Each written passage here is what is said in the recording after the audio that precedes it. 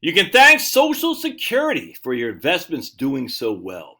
Oh my goodness, Josh, you really lost me now. You might as well just vote for the Democrats. So I'm working on my book. This is my new book I'm working on. Reverse RMD thing right here. And we're already 6 chapters in.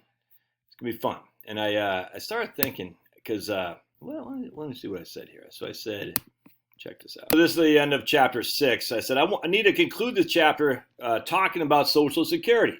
Remember, what we're trying to uncover here is the likelihood your portfolio lasts as long as you do. However, in real life, you're not going to rely solely on your portfolio. You'll also have Social Security. I haven't done any editing, so you see the typos and whatnot. So let's use the example above, and to say that person who had only a 37% probability of success did indeed see their portfolio drop to zero. Have they actually ran out of money? No. There's still, and always will be, Social Security as a backstop. Yeah, you may not be eating ribeye and going to the Swiss Alps, if Social Security is your only income, but you're certainly not picking up food in the dumpster behind your local Dunkin' Donuts. That's why it's even more important to defer Social Security as long as you can.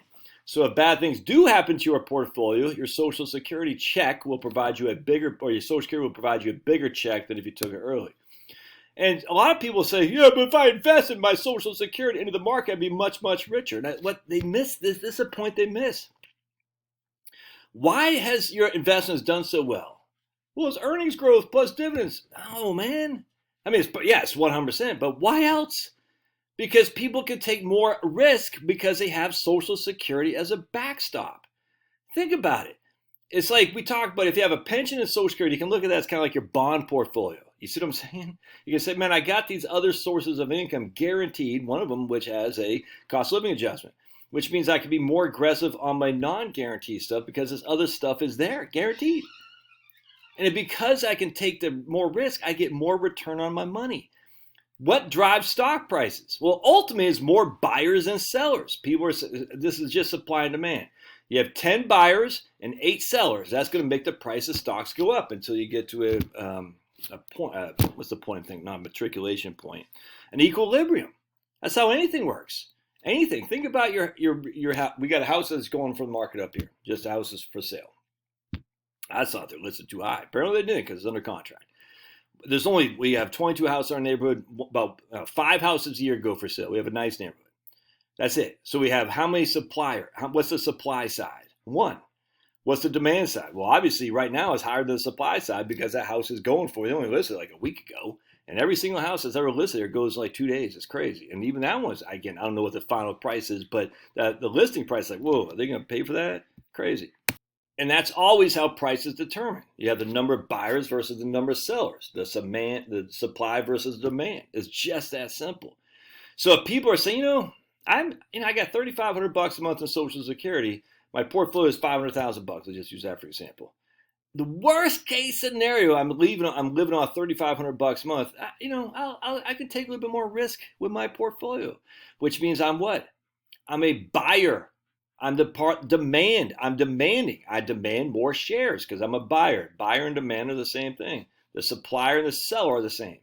So because there's more buyers, the demand is going up relative to the sellers, the price goes up. Ultimately, you can say, hey, Social Security's, investments are based on earnings growth plus dividend yield. I get that. Ultimately, and now we got to throw in stock buybacks. But at the end of the day, it doesn't matter what those numbers are if the buyers are lower than the sellers. And if you think about 2006, 7, 8 in the real estate market, okay.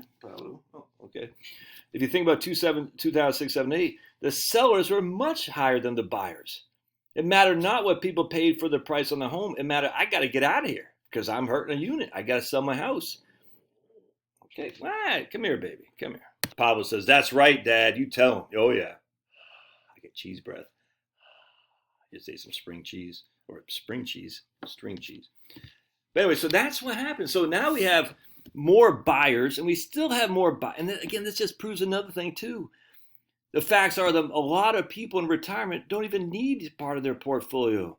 So all these people in the past are saying, oh, there's going to be a massive liquidation of stocks because retirees, more and more retirees, the baby boomers and all that. It hasn't happened. Why?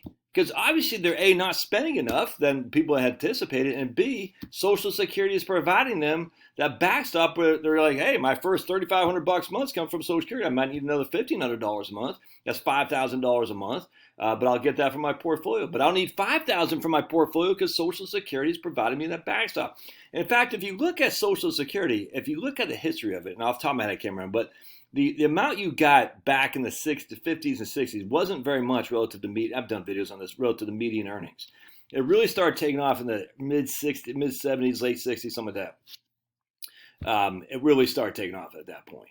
And that happened to coincide exactly with the stock market just taking off in 82, essentially. So the stock market in 82 just went out again. So we had the 50s through the mid 60s, the stock market went great. From the mid 60s to 80s, 82, it didn't do anything. From 82 on, it went freaking nuts, other than the aughts, obviously.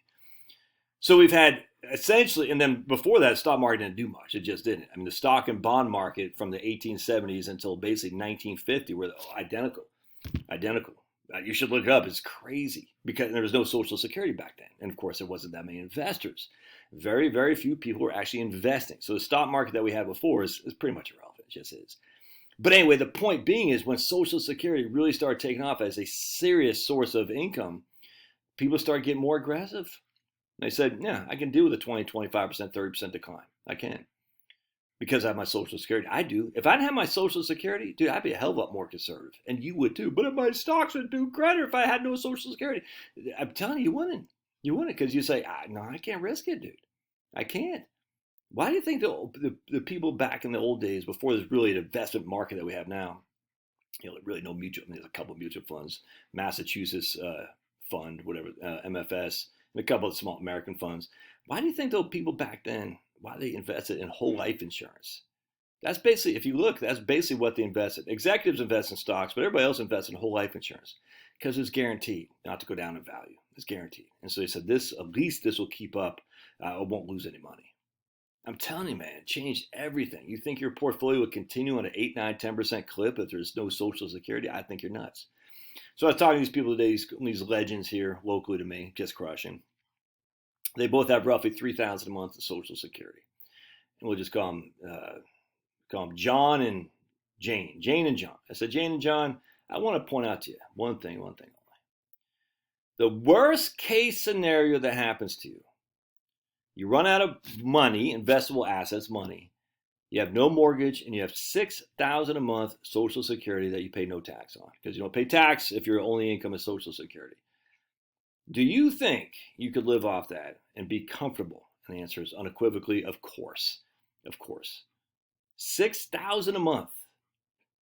No investments. It's all down to zero. No debt. Could you live off that and be comfortable once you're 67 years old? That's the worst case scenario. Oh, but the government. All right, well, you can, keep working that, baby. If you think the government's out to get you, by all means. I think the actually opposite. The government wants you bred in circuses, right? No, it's all good. We don't want you to be riding in the streets. So, oh man, my fingers smell good. I just picked some fresh strawberries from my back. Ooh, it smells good. It smells like strawberries.